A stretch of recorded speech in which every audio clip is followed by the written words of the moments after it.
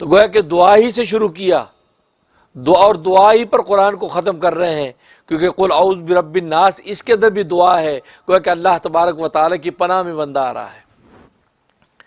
تو گویا کہ دعا سے اس کلام الہی کو شروع کر رہے ہیں، اور یہ کلام الہی تمام آسمانی کلاموں کا نچوڑ اور مجموعہ ہے۔ فیہا کتب قیمہ، ساری آسمانی جتنی کتابیں ہیں سب کی سب آسمانی کتابیں اس کے اندر بند ہیں، سب کا نچوڑ و خلاصہ اس کے اندر بند ہے۔ تو قرآن کریم کو دعا سے شروع کیا، پہلی سورت کا نام ہی سورت دعا ہے،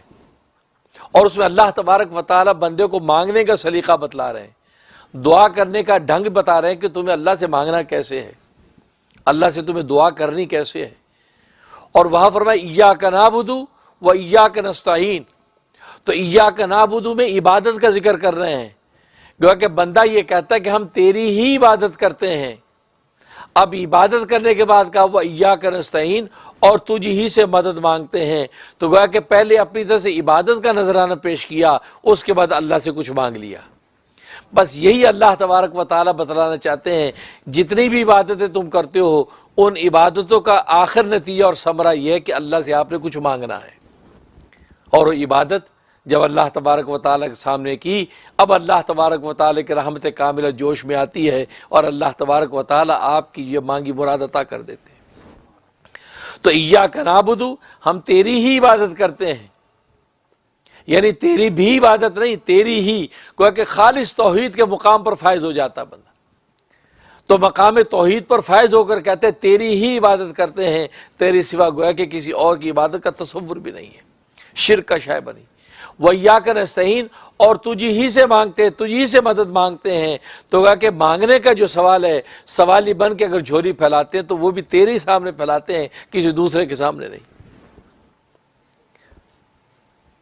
لیکن اسباب کے درجے میں دوسرے کے سامنے بھی انسان مانگتا نظر آتا ہے، دوسرے سے مدد لیتا نظر آتا ہے، لیکن اس کے دماغ میں یہ ہوتا ہے کہ یہ سارے فیصلے آسمانوں سے ہونے ہیں۔ تبھی تو حدیث میں آتا ہے کہ تمہیں اگر ایک نمک کی ڈلی کی ضرورت پیش آ جائے یا ایک جوتے کے تسمے کی ضرورت پیش آ جائے، وہ بھی اپنے اللہ سے مانگو۔ اب نمک کی ڈلی اللہ سے کیسے مانگیں؟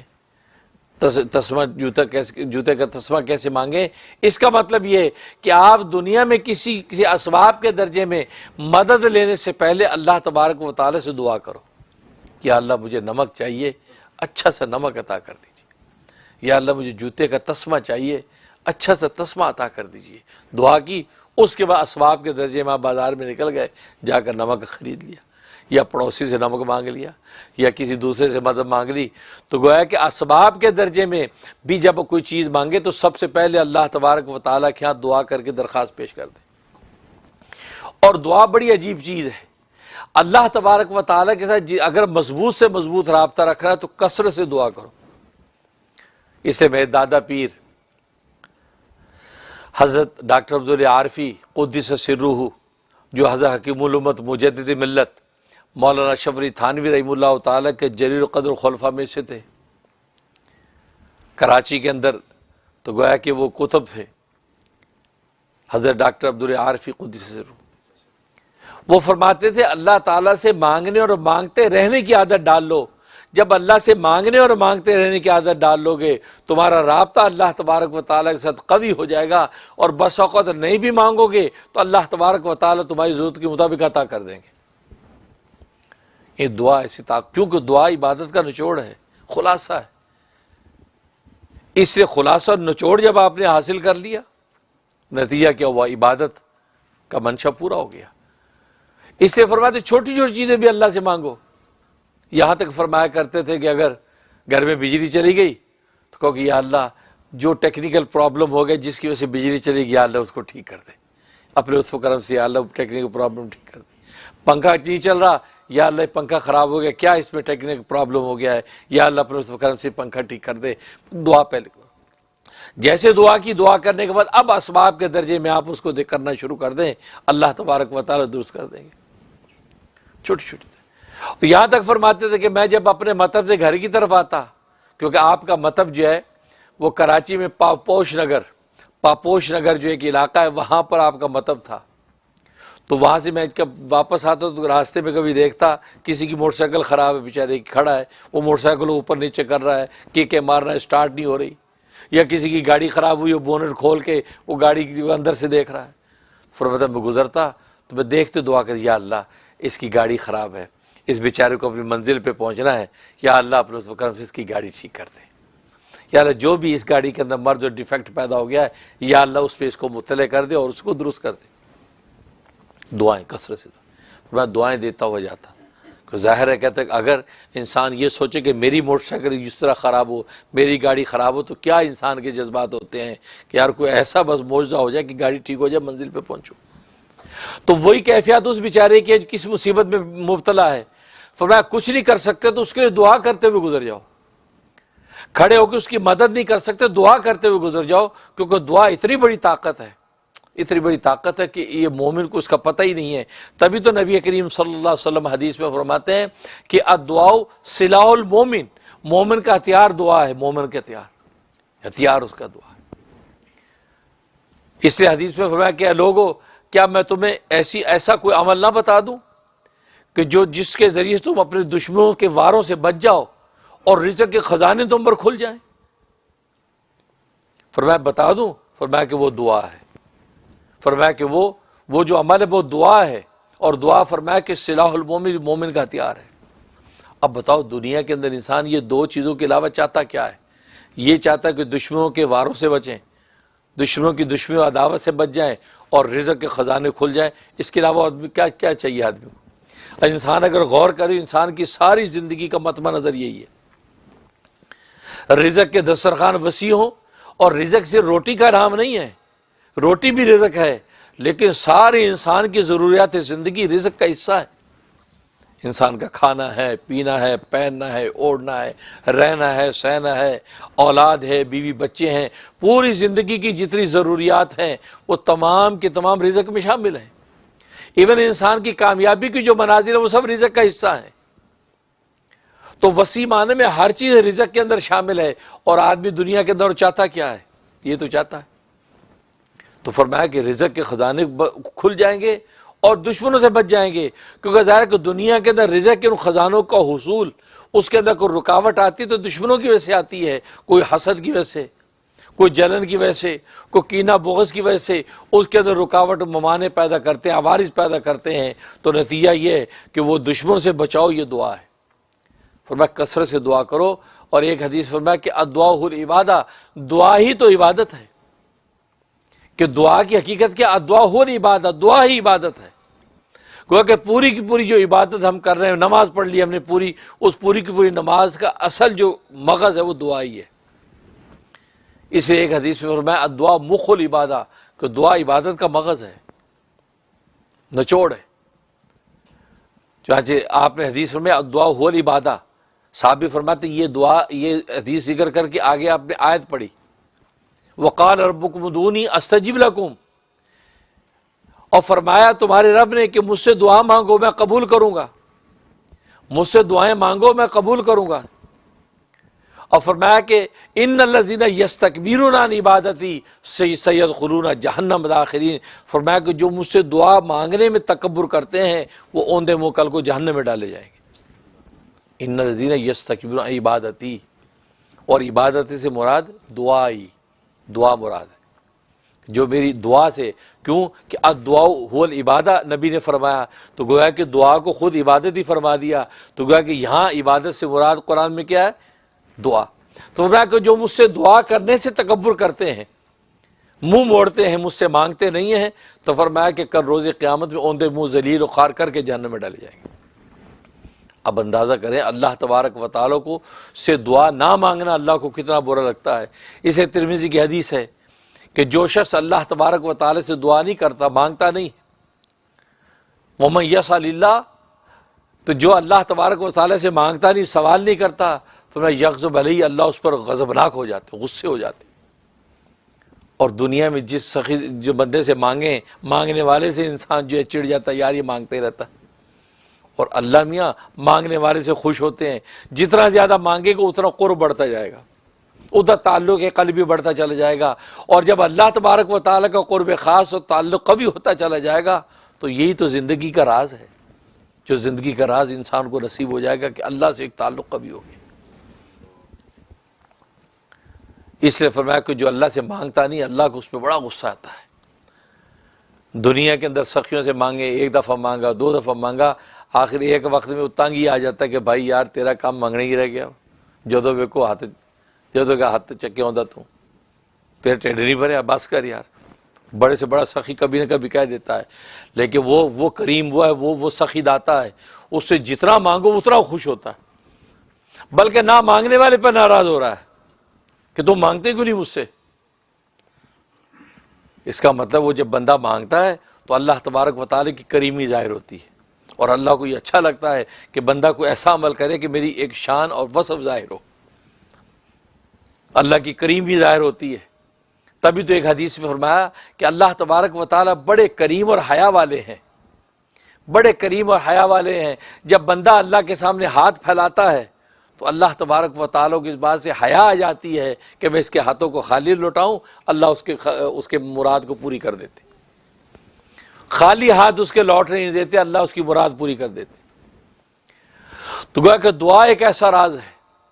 اس لیے مشائخ نے لکھا ہے کہ جس کو عبادت کا لطف اور مزہ حاصل نہ ہو رہا ہو، عبادت کی حقیقت اس پہ کھل نہ رہی ہو، بس ایسی میں فارمیلٹی پوری کر رہے ہیں، لیکن عبادت کی جو اصل روح ہے مل نہیں رہی، فرمایا وہ کثرت سے دعائیں کرنا شروع کر دیں۔ جب بیٹھا خدا سے مانگنا شروع کر دیں، بھلے دنیا کی چیزیں مانگے کہ یا اللہ اچھی سی گاڑی دے دے، یا اللہ اچھے سے کپڑے دے دے، یا اللہ اچھا سا مکان دے دے، دنیا کی چیز اپنی ذہنی سطح کے مطابق وہی مانگتا رہے، کیونکہ بندہ تو کمزور ہے، بندہ تو انہی چیزوں کا محتاج ہے۔ وہ تو اونچے لوگوں کی باتیں ہیں جو کہتے ہیں یا اللہ بس آخرت چاہیے، بس وہ تو زہد کے اس مقام پر فائز ہوتے ہیں کہ جس کی کوئی نظیر نہیں، آخرت ہی مانگتے ہیں۔ لیکن بندہ تو کمزور ہے، عام آدمی تو زہد کے اس مقام پر فائز نہیں ہو سکتا، وہ اپنے دنیا کے اندر کھانے پینے کے وسیع دسترخوان بھی مانگتا ہے، وہ بیچارہ جو اپنی چھت اور مکان بھی مانگتا ہے، کپڑے لتے بھی مانگتا ہے، کوئی بات نہیں، وہی مانگو۔ لیکن جب اللہ سے بار بار یہ چیزیں مانگو گے تو اللہ تبارک و تعالیٰ آپ کے اندر عبادت کا ذوق پیدا کریں گے، کیونکہ عبادت کا جو اصل نچوڑ اور روح تو دعا ہے، اور دعا آپ نے کرنا شروع کر دی، دعا مانگنا شروع کر دی۔ تبھی ایک حدیث میں آتا ہے کہ جس پر اللہ تبارک و تعالیٰ دعا کا دروازہ کھول دیں، دعا کا دروازہ کھول دیں تو بڑا خوش نصیب ہے اس پہ دعا کا دروازہ کھل جائے، اور جب اس پہ دعا کا دروازہ کھل جائے تو اللہ تبارک و تعالیٰ کی رحمتیں اس کی طرف نچھاور ہو جاتی ہیں، اور وہ اللہ سے جو چیز مانگ رہا ہے تو اللہ تبارک و تعالیٰ کو اپنی دعا اور مانگنے میں سب سے زیادہ محبوب اگر کوئی چیز ہے، فرمایا کہ وہ بندے کی عافیت ہے، بندہ اپنی عافیت مانگے۔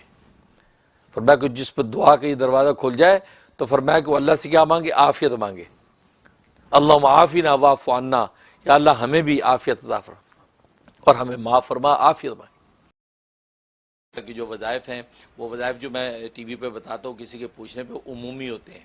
وہ پوچھنے والا تو ایک ذریعہ بنتا ہے، لیکن وہ عمومی ہوتا ہے کہ آپ کے ابھی اگر اسی طرح کے حالات ہوں تو آپ بالکل جو ہے اس پہ عمل کر سکتے، اس پہ کوئی مذاقہ نہیں ہے، اس کی عام اجازت ہوتی ہے۔ باقی پوچھنے والے کا ذریعہ بنتا ہے، لیکن یہ کہ خصوصیت نہیں ہوتی کہ وہی کرے کہ دوسرا کوئی نہ کر سکے، یا یہ کہ آپ نے ماں سنا کسی اور شخص کو کوئی تکلیف ہوئی، آپ نے میرا وہ وظیفہ سنا ہوا ہے، اس کی بھی میں نے اجازت دے رکھی کہ آپ آگے بتا سکتے ہیں کہ ہاں بھی مفتی صاحب ہمیں یہ وظیفہ بتایا تھا، یہ آپ یہ عمل کر لیں۔ تو یہ تو ایک صدقہ جاریہ ہے، اس کی میں نے عام اجازت دے رکھی ہے تاکہ میرے لیے اللہ کے ہاں جو اجر و ثواب کا ذخیرہ جمع ہو، باقی جو ہے وہ 2 وقت کی روٹی اللہ نے انتظام کر رکھا۔ تو ایک سوال یہاں کر لوں گا آپ سے کہ آج کل جو یہ اہم دن گزر رہے ہیں حج سے پہلے، ان دنوں میں ہمیں کیا کیا کرنا چاہیے؟ اچھا ماشاء، یہ اچھا سوال کیا۔ ہاں واقعی یہ دن بہت اہم ہے، یکم ذی الحجہ سے لے کے جو ہے وہ پہلی جو 10 راتیں بڑی اہم ہیں، یہاں تک یہ حدیث میں آتا ہے کہ یہ جو 10 دن ہیں ذی الحجہ کے، یہ 10 دن رمضان کے آخری 10 دنوں سے افضل ہے، آخری 10 دنوں سے افضل ہے، لہٰذا ان دنوں کے اندر کیا ہوا عمل اللہ کو اتنا محبوب ہوتا ہے کہ اتنا محبوب کسی اور دن میں کیا ہوا محبوب نہیں ہوتا، لہٰذا یہ دن اتنے صبح صادق سے لے کے غروب آفتاب تک یہ دن کہلاتا ہے۔ اس دن کے اندر جو بھی ذکر و اذکار، جو بھی اعمال اشکال کریں گے وہ اتنے قیمتی ہیں کہ پورے سال کے اندر ایسا کوئی دن نہیں ہے جس میں یہ عمل اتنا قیمتی ہو، لہٰذا یہ افضل۔ اور فرمایا حدیث میں آتا ہے کہ رمضان کی آخری جو 10 راتیں ہیں وہ یہ اس ذی الحجہ کی 10 راتوں سے افضل ہے، کیونکہ اس میں طاق رات لیلۃ القدر اس سے افضل ہے، لیکن ان راتوں کی اتنی بڑی قیمت ہے، فرمایا کہ اس ایک رات کی عبادت اللہ تبارک و تعالیٰ کے یہاں لیلۃ القدر کے برابر لکھی جاتی۔ یہ جو راتیں گزر رہی ہیں 10 راتیں، تو اس رات میں عبادت کے لیے آپ کھڑے ہو جائیں گے، عشاء کے بعد جو 2 رکعت نفل پڑھ لیں گے، 1 سپارہ پڑھ لیں گے، تو یہ آپ کو لیلۃ القدر سے بھی زیادہ اجر، لیلۃ القدر کے برابر اجر دیا جائے گا۔ تو گویا کہ 10 راتوں میں آپ نے عبادت کر لی تو گویا کہ 10 لیلۃ القدر کا اجر و ثواب آپ کو عطا ہوگا۔ اور ایک لیلۃ القدر کا ثواب آپ جانتے ہیں کہ جناب وہ کتنی بڑی 84 سال کی عبادت سے افضل، اور آپ کو 10 راتوں کو آپ کاؤنٹ کر لیں کتنی بڑی عبادت،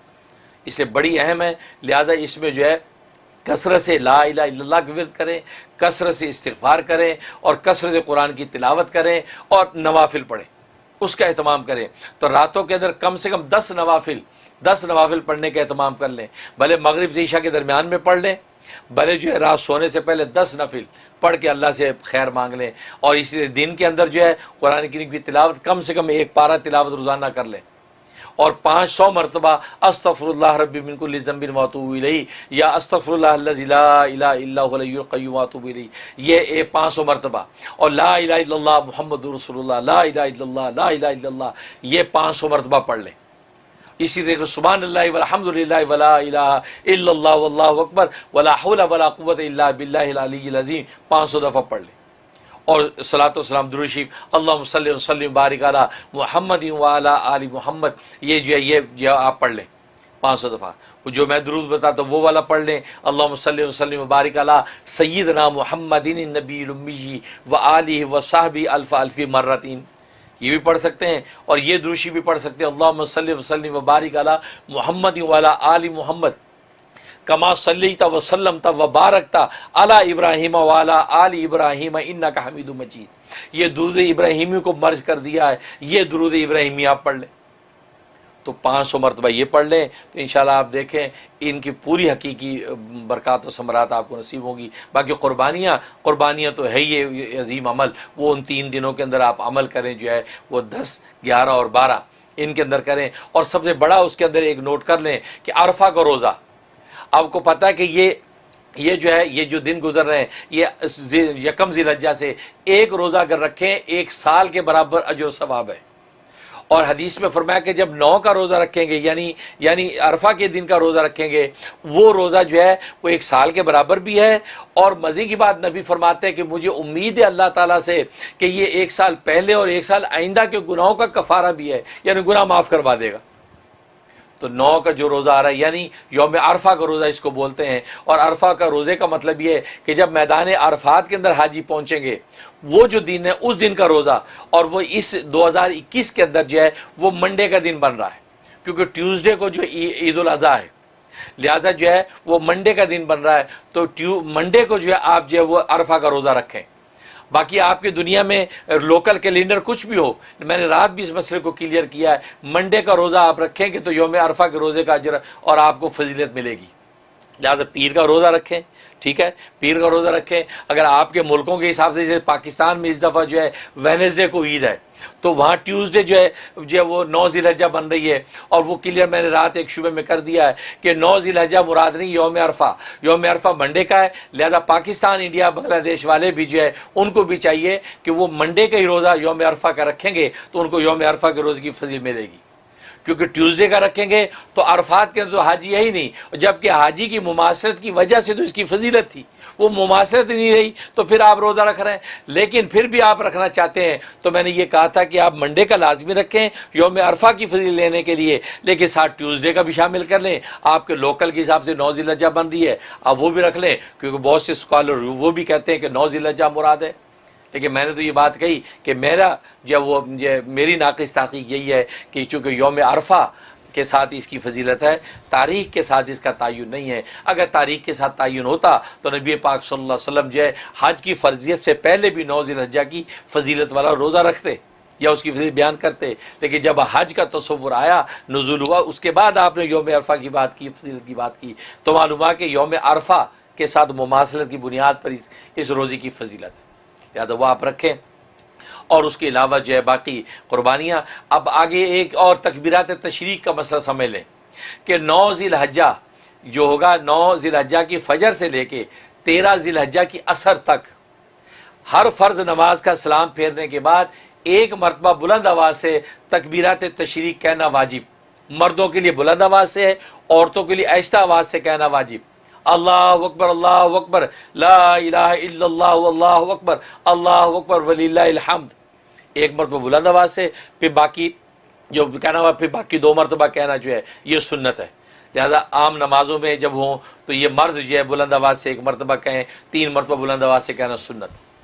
اور عورتیں جو ہے یہ آہستہ آواز سے کہیں گی، 1 مرتبہ کہنا واجب، 2 مرتبہ مزید کہنا یہ سنت.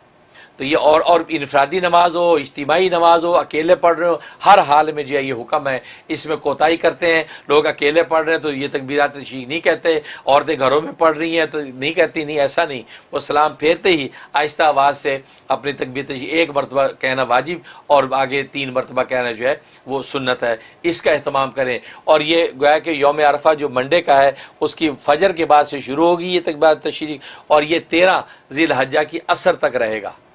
اور عصر کے بعد پھر یہ حکم جو ساقط ہو جائے گا. یہ اس کا اہتمام کریں، یہ بہت اہمیت کی حامل ہیں. باقی اللہ تبارک و تعالیٰ یہ حجاج کرام جو حج کے لیے پہنچیں گے ان کے حج کو اللہ قبول فرمائے. اور اس سال کا حج جو ہے بڑا جو ہے افسوسناک، اندوناک ہے. دل دکھا ہوئے امت مسلمہ کا کہ حرمین شریف کے اندر وہ رونقیں جو ہر سال حج میں ہوتی تھیں، یہ کورونا وائرس کا مرض اور دیگر جو بھی وجوہات ہیں اس وجہ سے اس سال حج اوپن نہیں ہے. جس انداز سے ہو رہا ہے دکھے دلوں کے ساتھ ہی ہم ان مناظر کو دیکھیں گے. لیکن یہ کہ آپ اپنے مقام پہ بیٹھ کے خدا کو یاد کرتے رہیں. آپ کہیں بھی بیٹھ کے پکاریں گے خدا آپ کی سنے گا اور آپ تک انشاءاللہ پہنچے گا. بہت خوب، بہت زبردست، بہت clarification. Thank you so very much.